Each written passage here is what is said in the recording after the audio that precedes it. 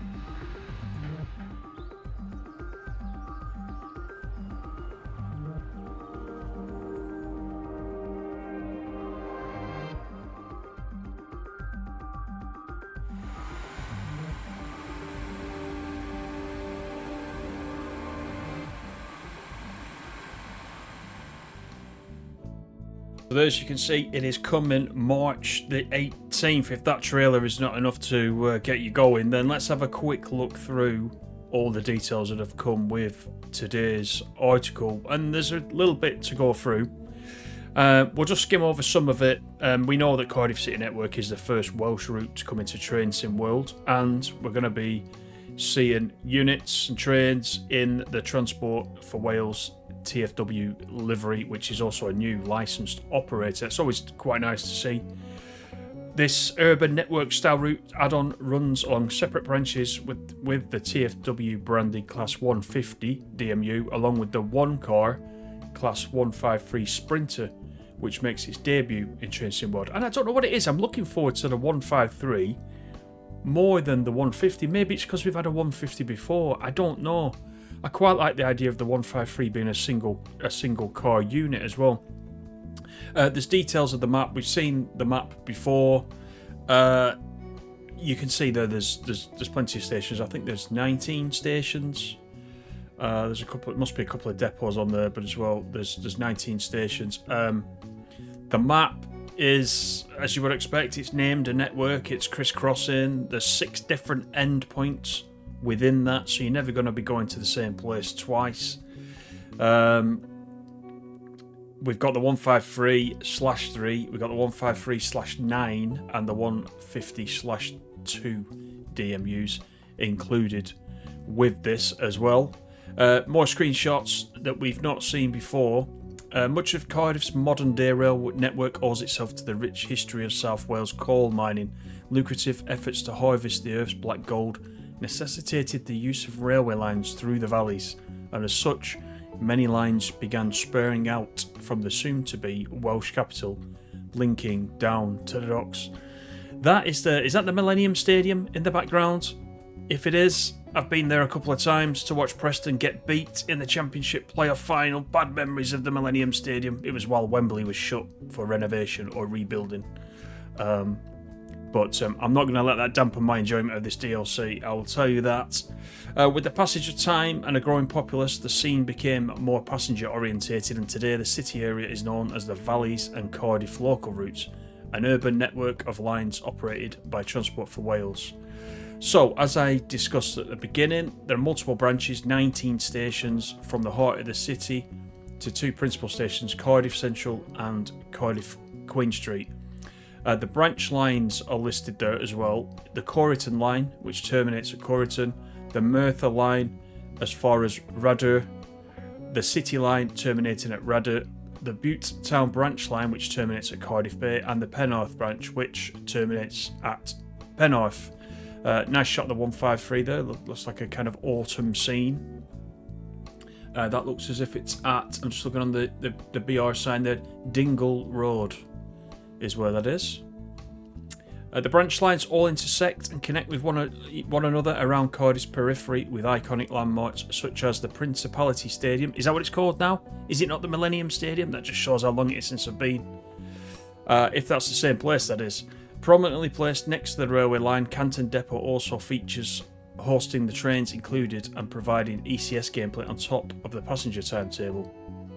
All the stations are adorned with TFW's branding, and good for me with my pronunciation of Welsh, or the bad pronunciation of, all the signage is bilingual in English and Welsh. I think I will try and use the Welsh names wherever possible during our videos and live streams, but yeah, I may end up reverting to the English.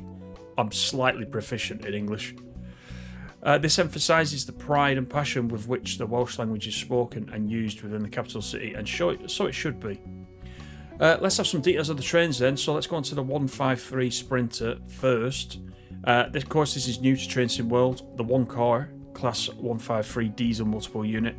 These trains were originally 2-car, Class 155 trains that were split up for use on rural branch lines and between towns and cities across most of Britain. Their original allocation saw action in the North Midlands and East before further use as far south as Devon and Cornwall, and more recent use up in Scotland by ScotRail. Does this open the door to use this unit elsewhere with different liveries once it's in? Especially ScotRail? I hope so. It makes the 153 perfect for some free roam action across other British Train Sim World route add-ons in your collection. This unit is compatible with other DMUs in the game, including other members of the Sprinter family. It can be coupled and used with the 150, the 170, the 158, the 142, and other class 153s. There's the interior. The unique nature of the creation from a 2-car unit means the cab ends differ quite significantly in size. The original cab end is bigger, with a small cab positioned where the connection would have been to its paired unit. The result is an asymmetrical layout, notable from the outside with the position of the exterior doors. The 153 will have working suspension animations, drive shaft animations, and also brake pad animations, and comes in 2 variants, as we already talked about, which is the 153/3 and the 153/9. Then we get to talk about the 150. A lot of speculation. Is this a new 150? A completely rebuilt 150? Let's find out, shall we? It does say it will be familiar to us players of a TSW because it's been previously seen at the West Cornwall. It's got the TFW livery, of course. Now it says the 150 has had significant changes to the exterior and interior model, as well as the suspension and drive shaft animations, along with brake pad animations, which can also be seen on the 153. So it sounds like it's not completely from scratch a brand new 150, but as we'll see from this list, it's had a significant list of updates and changes. So exterior first. We have of course got the livery and plus some texture improvements, a modified antenna to reflect the 150/2 version, new door controls, electronic destination board, and new headlight design. It has indeed as well, just looking at that screenshot. Yeah, I didn't notice that on the original look. In the cab, numerous control changes and component modifications. The addition of the GSM-R radio, I'm assuming it's going to just work like the other GSM-Rs we've got, i.e. not fully, you can kind of switch it on and it auto sets the service and signal, etc. It's got the addition of TPWS controls, lighting updates, and texture changes to reflect the new cab variant. The passenger interior. Passenger compartments are retextured to reflect the TFW branding labels and info signs. There are many model modifications to reflect new layouts, such as additional plug sockets, bike racks, and new bathrooms, and other changes. New interior door controls, additional guide panels at the rear doors, new furniture, seating layout, new door animations to match the new audio recordings. But Is that just for the doors, or has the audio been changed for the whole unit? I don't know, and I don't think it says.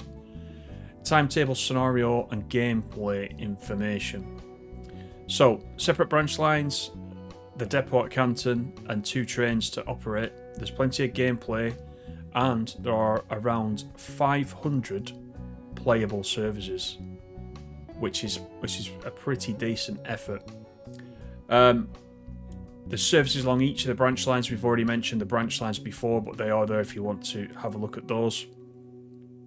There are services representative of their TFW rolling stock not featured in the add-on that are included using the 150 153, such as those run by the 197s, 231s, and Class 67s in real life. And some of these run out of the map via Corgan south of the city or Heath High level north of the city, representing the Barry Island Rhymney services. I'll try that. Rhymney or Rhymney. Some Class 150 and 153 services will also feature conductor mode, as we're becoming used to now, aren't we, really, with functioning guide panels similar to other British rolling stock. I imagine there's quite a few stops and starts on this Cardiff network, and therefore I think that guide mode could be quite a challenge depending how many people will have on board. If you saw my video where we tried it on the Birmingham Cross City line, even that was pretty hectic. I think the stations here are a little bit more closer together, so that could be interesting if conductor mode is indeed your thing. There are 5 scenarios as well included with this. One note that DTG have put on the bottom, once again we're getting this quite regular now, is a note for players on the 8th gen consoles. The timetable has been amended for Xbox One and PlayStation 4 only, and it won't feature any service layers for those consoles outside of the playable 150 and 153 services. Just keep that in mind, that's very important. So what about the price then? Well, it's releasing on the 18th of March, as we talked about, across all these different platforms. €29.99 if you're in the UK, €35.99, $39.99, and mark this one on your calendar, Wednesday the 12th of March is the first preview stream. So what do you think? A little bit more information this time. Nice to see the trailer, very nice to see the trailer. I've been excited for this one for quite some time. There's not been much information on it, has there, so far. I hope that the 150 lives up to the expectations, I'll be honest with you. The 153, out of the two, as I mentioned throughout the video, the 153 is the one that I'm looking forward to the most. I'm quite looking forward to this one. Short routes, short hops are not usually my type of thing.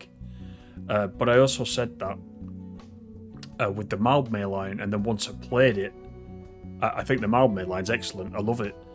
This to me is a similar type of style of route. So, bring it on. I love it. But tell me what you think and leave me a comment. Don't forget to also give me a thumbs up and subscribe if you're not subscribed. Thank you for watching the video. Take it easy. I hope you're looking forward to the DLC, and I'll catch you in the next one. Bye for now.